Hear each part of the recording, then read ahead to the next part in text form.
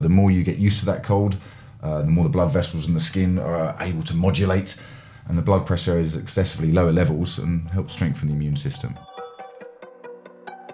Welcome to Forever Young, the health and well-being podcast from Lanserhof. My name is Mario Pederzoli, and in every episode, join me in conversation with a variety of health experts and special guests as we explore what it means to live well. We may not find the secret to eternal youth, but join me on our quest as we explore just what it means to live a balanced, healthy, and happy life. Hello again and welcome. In today's show, we are lowering the temperature to minus 110 degrees centigrade to be precise, as we look at the benefits of cold therapy, alternatively known as cryotherapy. Well, cold therapy itself is nothing new. Think ice baths, ice packs, cold showers, plunge pools. Indeed, it has been used medicinally for thousands of years, and the benefits include quicker muscle recovery, reduced inflammation, and enhanced sleep, to name just a few. The physical and mental health benefits of frequent exposure to cold are numerous, and our skin can reap the benefits too. In the last few years, there has been increasing coverage on cold therapy, with Wim Hof, also known as the Iceman, gaining an international reputation and loyal following all around the globe, as he credits his superhuman feats to cold exposure.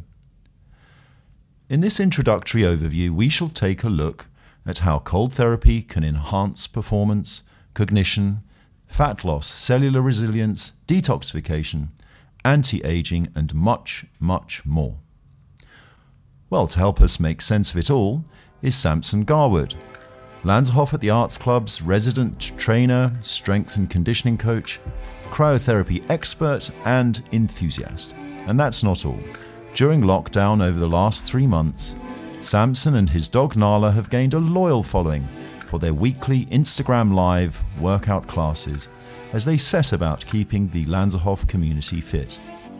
Well, sadly, Nala cannot be with us today, but Samson, a very warm welcome to you. Thank you very much, Mario. Thank you for having me. My pleasure. And regards to Nala. Oh, she's great. Apologies she can't be here. So let's talk about the topic du jour, and today, cryotherapy. There are many listening who have not tried cryotherapy before, but let's talk generally. What are the different forms of cold therapy? Well, starting with the most common and easily obtained would be the ice pack or the gel pack. We're all used to those. It's an isolated, localized area, so can perform some loss of inflammation, but however, it's not really enough to make a full body extreme method difference. So when you start looking towards the ice baths, predominantly seen with many athletes, I think Andy Murray was very strong at coining it. He used to film himself with his bottle of champagne in the bath, showing that it wasn't too hard, but let's be honest, you take a little bit more time to prepare that with setting out your ice and your water and in your wheelie bin. Most people can actually end up doing it too, but it's the bravery factor, which is quite a difference in the different extreme wet cold.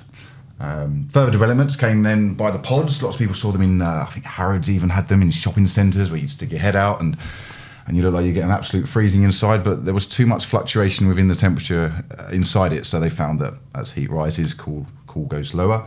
You get very cold feet, so it was great for cryotherapy within the feet, but it was hard to measure what actual good it's doing for the full body as an all-encompassing.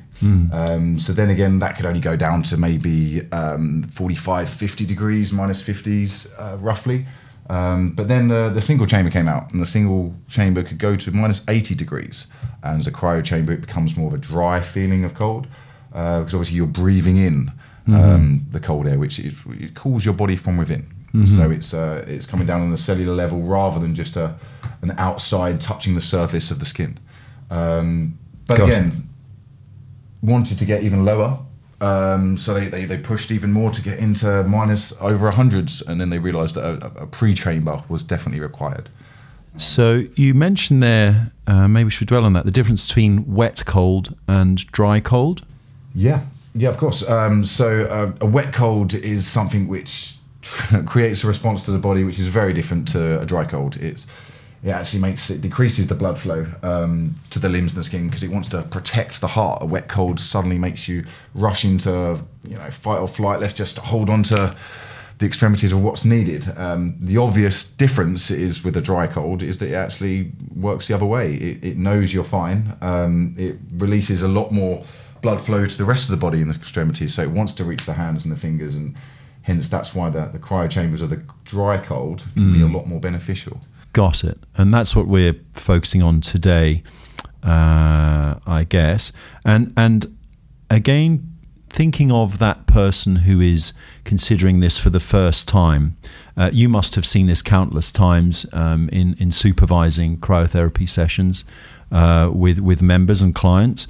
And as a trainer, you appreciate the importance of motivating and educating your clients and their behaviours. But how on earth do you convince someone to step into minus 110 degrees centigrade? There's a leap of faith there, right? No, of course there is. And there's not only faith, there's trust too. And it's down to our training at Lanserhof being very prepared and very aware of people's anxieties or trepidations, and we can see it building. It's an exciting thing. It's different, and whether it be first time you went in the sauna, I'm pretty sure your breathing changes and everything becomes a little bit more self-preservation and what's happening right now.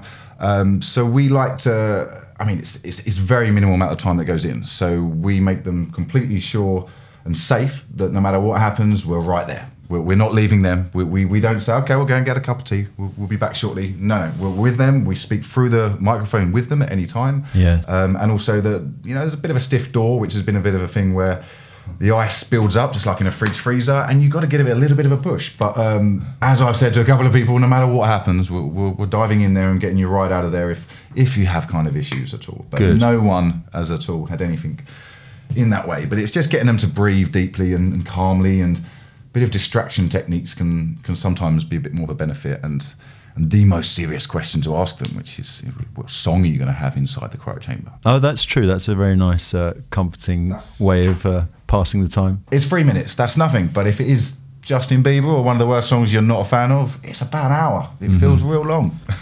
Same time it takes to boil an egg.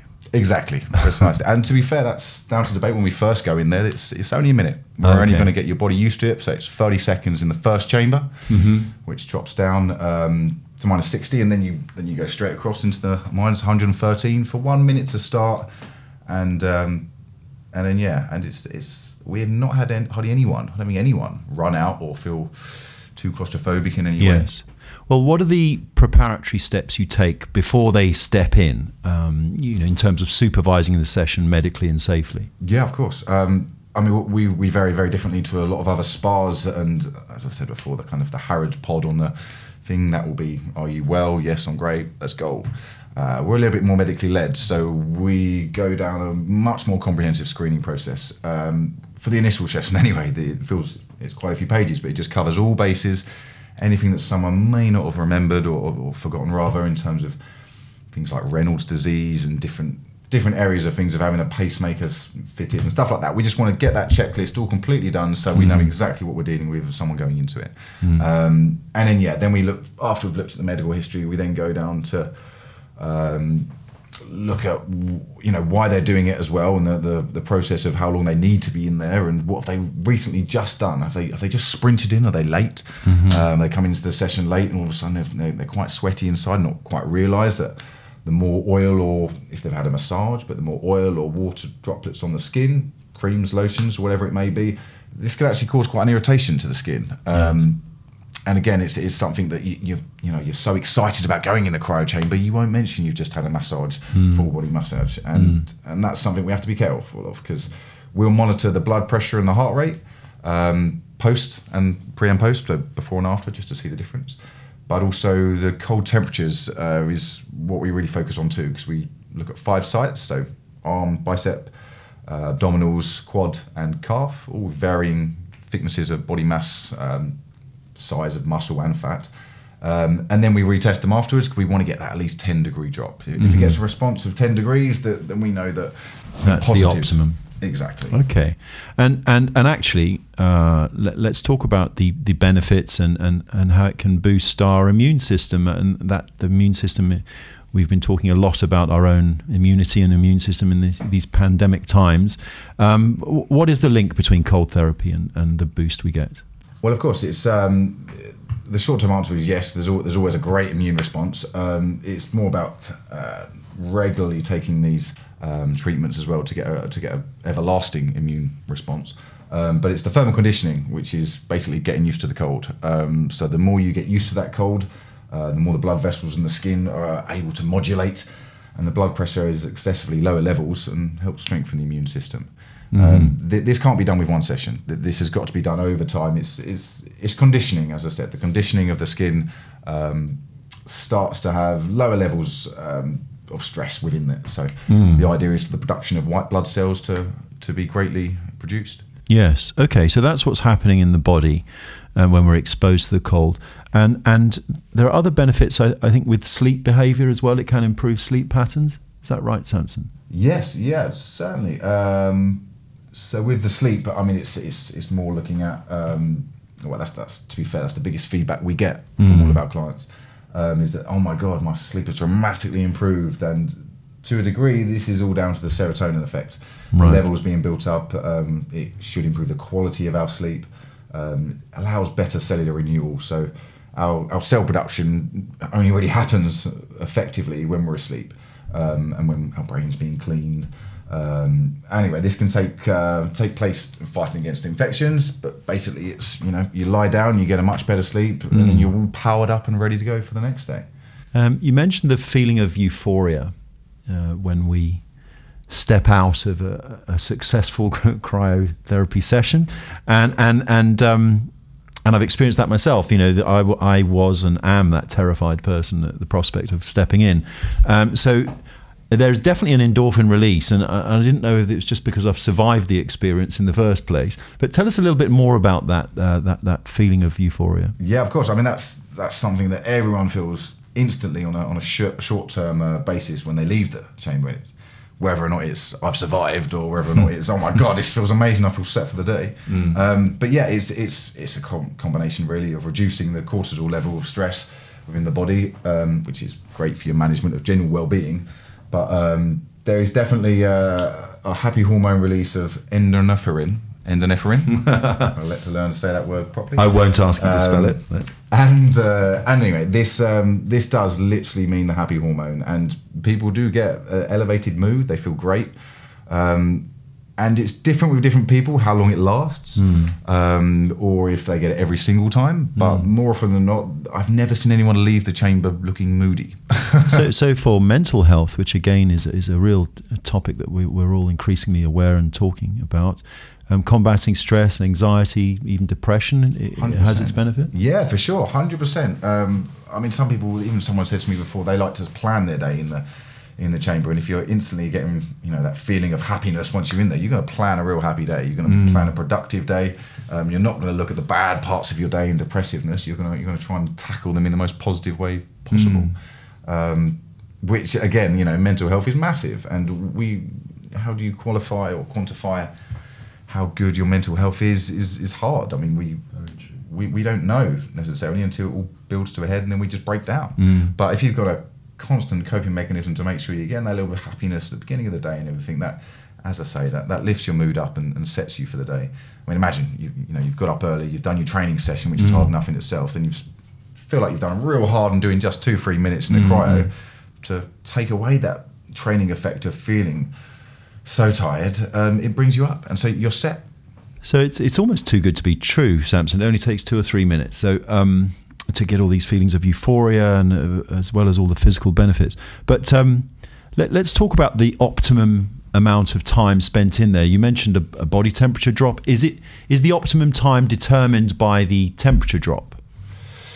Yes, to a degree, yeah, and right. And what your body's response is to that temperature drop. I mean, we've noticed, and there's great research that says that anything that goes past 10 to 12 degrees of a drop is not going to be much more beneficial to the body. I mean, that's not saying that the full 3 minutes isn't beneficial, because I think we've even noticed with some clients mentally just being able to sustain or even start with that minute and then over time being building up to get that 2-3 minutes in there. Yeah. It's a real sense of achievement. Of course. And especially when they know in themselves, I was rubbish on that 1 minute. Do you remember? I was just running around, do you know what to do? Yes. And then they get better and better at it.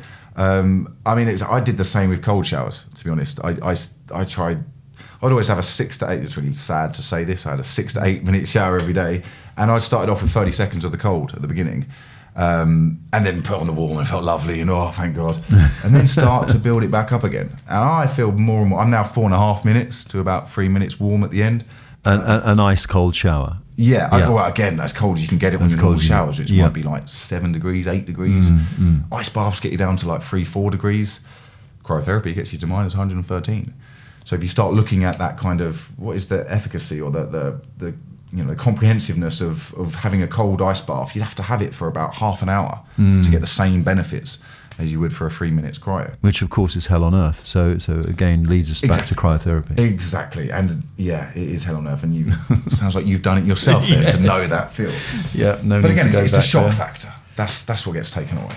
So with anything as extreme as this, there are risks, presumably, of course, and side effects and contraindications. Let us explore that a little bit. Yeah, of course. I mean, again, relating from the euphoric feeling, there is a almost happy high down to a crash, I suppose.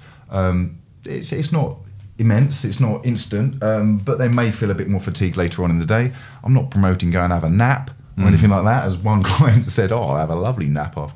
Let's not do that. But yes, so there are certain things that side effects come to it. If for the first time of doing it, we noticed that, I think with Sebastian actually, on one of his first times of doing the cryo chamber, he didn't quite realise, but all of a sudden on his elbows he started to get slightly darker patches, and it was Raynaud's disease that he didn't quite realise. It's something that lots of people aren't aware they have. So that's why on that first time we will only have it 1 minute maximum and be very analytical and looking at them, how they're responding. But if 1 minute shows a temperature drop of 10 to 12 degrees, that is, there's no necessarily a reason to go beyond them. No, exactly, for sure. Got it. Is there anyone that shouldn't try cryotherapy? Well, I mean, there's different rules for different establishments. I think in some spas they'll open it quite up, but we're medically run, so we like to keep it with certain contraindications. Anyone with pacemaker, anyone with heart issues or palpitations in ways that have not been seen by a nurse before and just double checked through. Also pregnancy-wise, we don't have children in the facility anyway, but we're not open to minus 18. Not letting children in, and then there's different indications which would have all gone through your screening process, which would have come up, so we'd be able to highlight that and suggest it might not be suitable.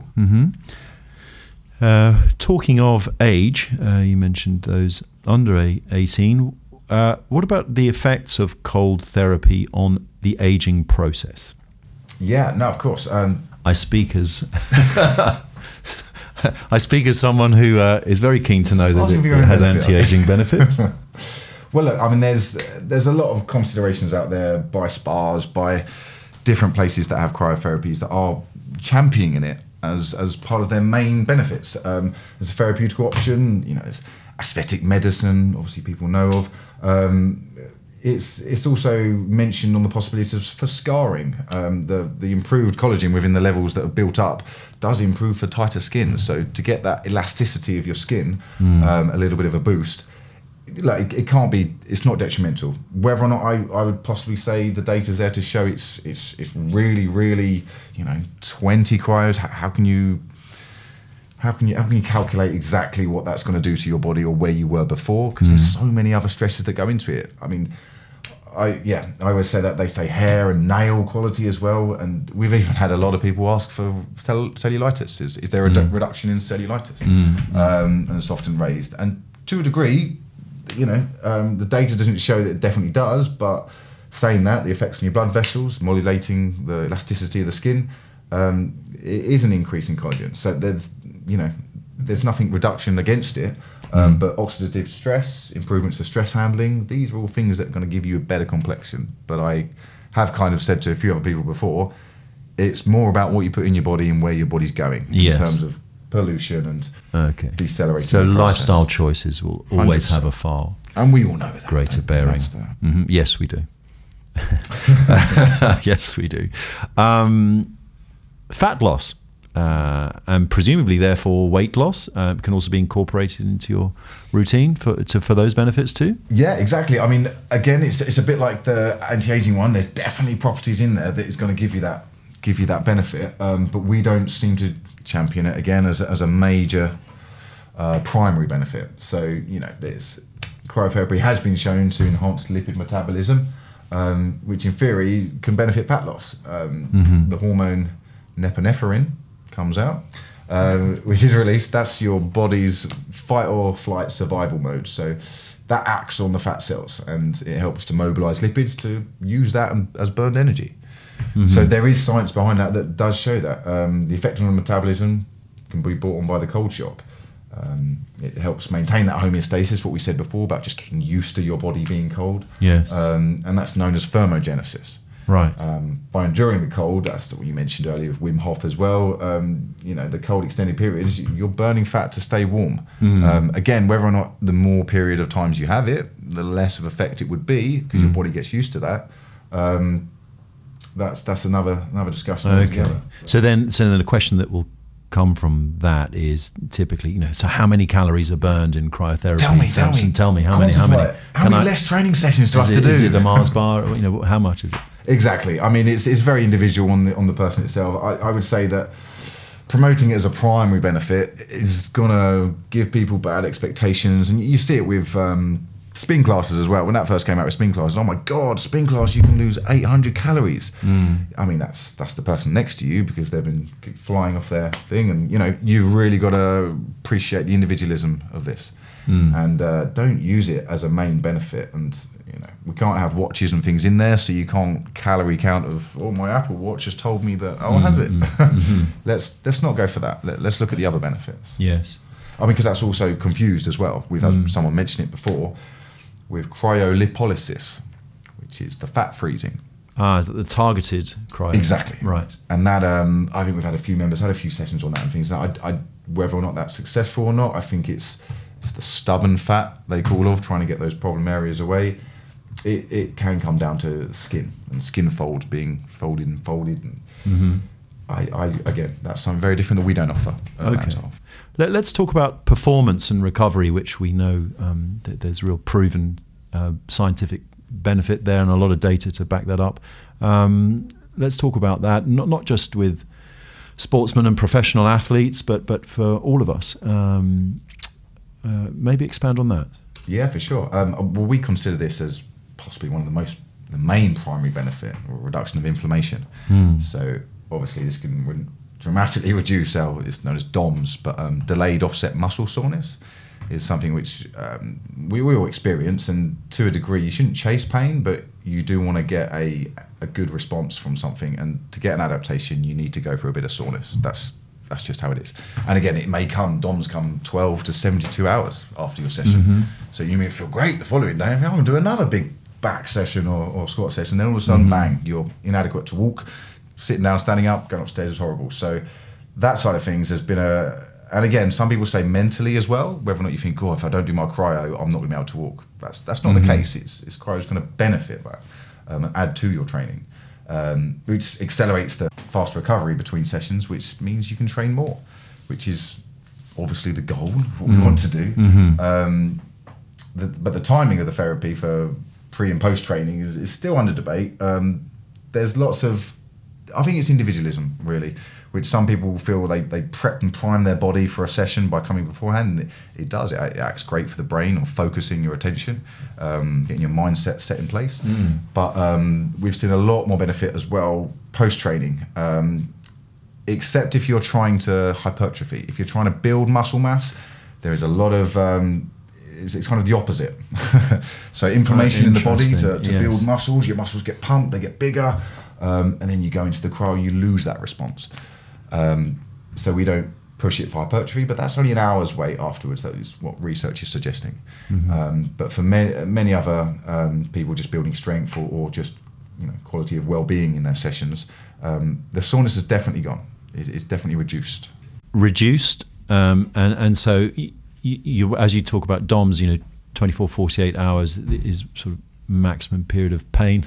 You would see a noticeable benefit and less pain as a result of cryo post workout. Yeah, 100%. I think it's been quite evident with lots of our clients that some train ridiculously hard, and I think that hard, I would always back in the day would have said have a rest day. You've trained so hard, you can't just split it to upper body, lower body. The strain on the central nervous system in itself when you're working that hard. But we have a lot that train 4 to 5 times a week, and saying that cryo has been very beneficial, even in the way of some people when I think it went down for a week or we were shut for a week. People was able to notice their sleep as well as their actual muscles after workouts. They just didn't have the energy. They wasn't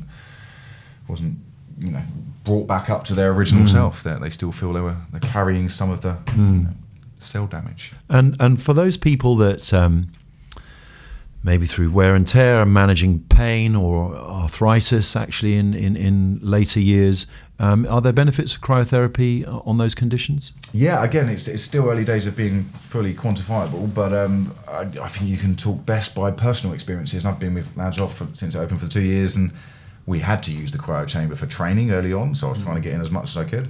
I've got a medial meniscus issue with my knee, which means that squatting wise and things, I can completely tell you how far my range of motion is before I feel pain, and started to realise that going into the cryo I can go a lot further. And when I come out of the cryotherapy chamber, it was back to normal, but in terms of the actual range of motion, just putting my leg through that flexion of the knee actually was very beneficial, because not only it went with no pain, which I've not felt for a long time, but it gives you confidence.